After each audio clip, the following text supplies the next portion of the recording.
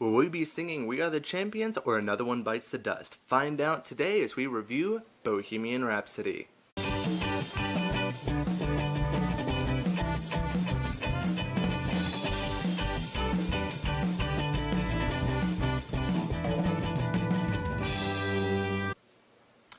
Welcome to Nerd Shanty, where we get you caught up on everything going on in the nerdosphere. I'm Kenty Kryptonite, and today we're reviewing Bohemian Rhapsody.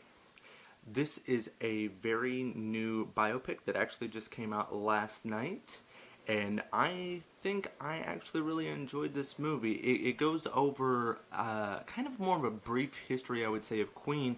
It focuses primarily on Freddie Mercury. If you guys don't know who Freddie Mercury is, he was a singer in the 70s and 80s and died of AIDS in 1991.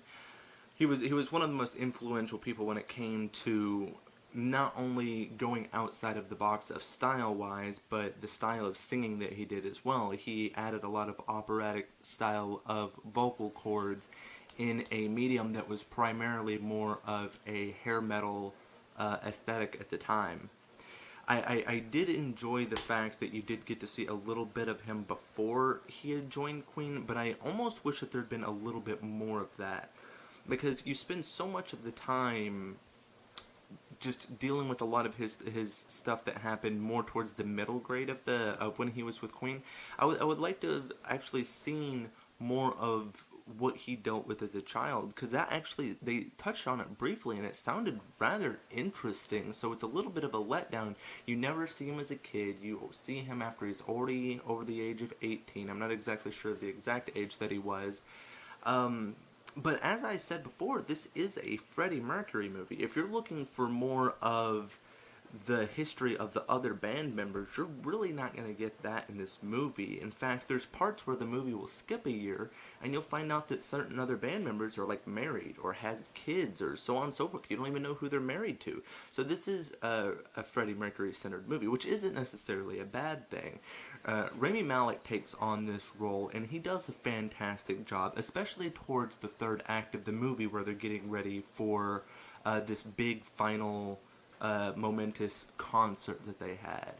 And that part, he really did well. It seems a little bit goofy when you're first seeing him with the prosthetic teeth and things like that.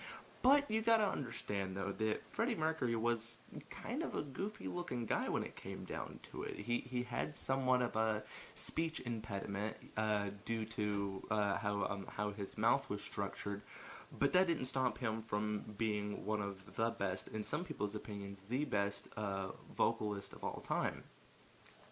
I did like the fact that they didn't gloss over some of his personal life. They didn't dive into it too heavily, but they did, in fact, touch on it.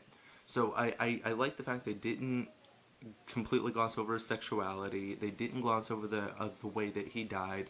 So that part of it was kind of refreshing, because there had been issues in the past where they had been trying to make a Queen movie for some time where the band members wouldn't approve of it because of the type of tone that the movie was setting. This movie has been in works for, I'm not sure how long, but I remember 5 years ago, if I'm not mistaken, Sacha Baron Cohen was attached to play Freddie Mercury at the time. So this has been in the works at least 5 years. I would say much longer, though. I would say at least since the 90s. They've been at least in talks of making a Queen biopic movie. So we're going to change up the scale this time. Instead of doing a 1 through 5, I've decided that I would like to go and start doing it more on a high school grading scale, just so that way I can give more of just a 1 through 5, because things fit into a little bit more of a clean slate that way. So I'm going to give this movie a B. It's a solid movie. I just wish that there had been a little bit more of his prior to being in Queen in it, and I wish I had seen a little bit more of the other band members. But beyond that, if you're a Queen fan, you're probably already either seen it or going to see it this weekend. If you are just a fan of rock music, I highly suggest it as well, simply based off the fact that it's a large part of rock history. And if you're just looking for a good movie, this is a good one as well. And when it comes to this weekend, it's pretty much either this or going and seeing that new Nutcracker movie that I probably wouldn't suggest going and seeing.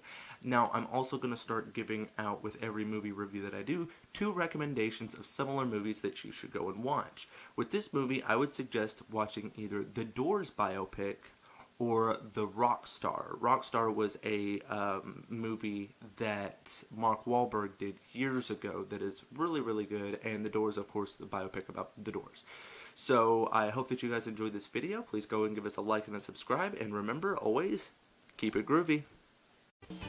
Did you like that video? Of course you did. You're still here. So why don't you go below and give us a like and subscribe. And if you like the t-shirts we're wearing, check out our sponsor in the bottom links below, Ripped Apparel.